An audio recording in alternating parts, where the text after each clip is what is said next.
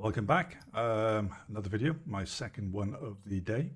Well, what can I say? We're going to be talking about wealth tax.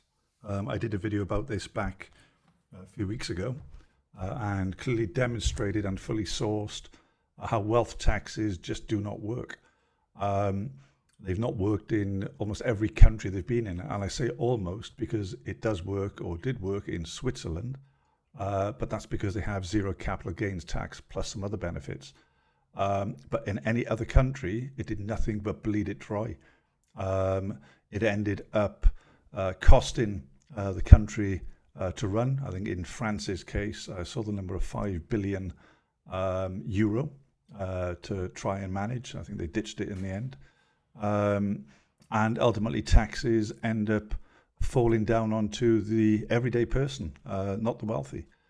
You end up with a brain drain, which is the entrepreneurship, the business acumen, the investment, the monetary spend into local shops and of course chains, and all of that other stuff. So wealth taxes just do not work. And you know what? Why should they? Because when you've already paid tax on a load of money and you've now got to pay it again, and then you pay 40% when you die, and so on.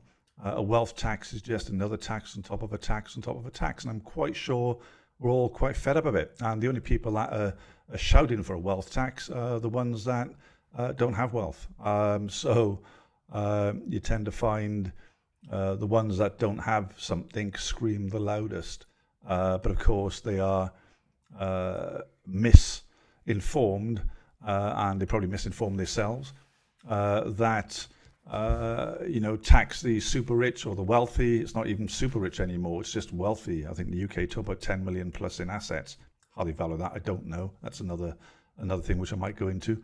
They think that all this extra tax will filter down to them. Well, also sourced in my other video, it's shown that it doesn't filter down to people. It just gets sucked up in the system of funding wars and international efforts for all sorts of nonsense and ideology. So right now there are around 40,000 people in the UK with a wealth of over £10 million. The government wants to raise £24 billion by taxing them all. Just do the math. It's £600,000 per person. That's just unrealistic. It's not going to happen.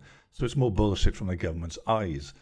It's more bullshit from the government's mouth. Don't know why I said eyes. And that's not a one-off, that's every single year, allegedly. But the truth is they just won't get it anyway. And everybody will suffer, as I've just described. So what's going to happen? Well, these individuals, these entrepreneurs, investors, the wealth creators, the job creators, will just sit down with their advisors, their partners, their wives, husbands, partners, and families, and ask, do we stay here and pay over $500,000 a year, or do we leave and keep our money? And that's the crux of it, because it's the reality. Why would you stay in a country where you are not best taken care of? And despite popular belief, wealthy individuals do pay taxes, and in fact, they pay 30% of the income tax of everybody. And that's the top 10%. The top 1% will pay, a chunk of money. It's in the millions. And I created over 5,000 jobs in my business before I sold it. And these jobs, of course, pay taxes. I paid national insurance, employers' national insurance on those jobs. So it's all the hidden taxes that are paid. You buy a Rolex watch, you're paying tax on it. You buy food in the shop, you're paying VAT and tax on it, and the business is paying tax on it. So what do you think happens when millions and millions or billions are taken out of the country? Well, all that spend stops. All those taxes stop. And here's the truth. They will leave. They will look. They look at countries like Dubai. They will look at Singapore. They will look at Switzerland. They will look at Monaco. They will look at Portugal, even Italy. Certain countries are incentivizing people to go there, and why not? I mean, that's what the UK should be doing. Encourage wealthy people to come and live here like they used to. There's 40% inheritance tax, 20% corporation tax, 40% income tax. 50% brackets on income tax too. There's 10% VAT, 6% stamp duty. It just goes on. The list goes on. There's fuel duty. There's over 60% on energy costs, and we have the most expensive energy, I think, in Europe, if not the world. From what I've read recently. So why the hell would anyone want to stay here? Now, the only reason I'm here is because of family commitments, and I have children, etc., and they live with their mother. But this is why I have a house here and why I reside here. Now, whether I continue investing in the UK, I don't know. It remains to be seen, and this will depend on the autumn budget. So it's a sad moment because I love my country. I'm sure many do. I don't love the government. I don't like the way they are fulfilling an ideology and what appears to be an intentional, slow, rapid destruction of our economy.